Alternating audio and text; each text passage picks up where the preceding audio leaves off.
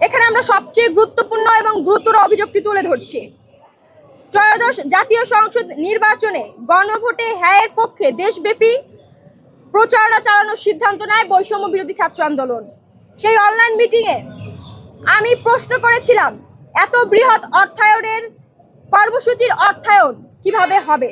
সেখানে উত্তর এসেছে যে ব্যক্তিগত খরচে কর্মসূচি বাস্তবায়ন করা হবে, বাবার টাকা দিয়ে কর্মসূচি বাস্তবায়ন করা হবে। কিন্তু পরবর্তীতে কোন ব্যক্তি, কোন সংগঠন কিংবা কোন প্রতিষ্ঠান থেকে ফান্ড সংগ্রহ করা হয়েছে এবং তা কিভাবে ব্যয় করা হয়েছে তা কেন্দ্রীয় মুখপাত্র, সিনিয়র যুগ্ম সাধারণ সম্পাদক, সম্মিলিত প্রাইভেট বিশ্ববিদ্যালয়ের সদস্য সচিব, আহত সেল সম্পাদক হওয়া সত্ত্বেও আমাদের কারো কাছে সেই সম্পর্কিত তথ্য উপস্থাপন করা হয়নি, বরং গোপন করা হয়েছে। যেহেতু আমরা কেন্দ্রীয় সংগঠনের দায়িত্বশীল এবং প্রত্যেকটি সিদ্ধান্ত কর্মসূচি বাস্তবায়ন জানার অধিকার আমাদের রয়েছে এবং এই সকল বিষয়ে সকলকে জানানোর অধিকার আমাদের আছে বলে আমরা মনে করি। আমরা বারবার জবাবদিহিতা চেয়েছি, প্রত্যেকবারই বিষয়টিকে অস্বীকার করা হয়েছে, এড়িয়ে যাওয়া হয়েছে।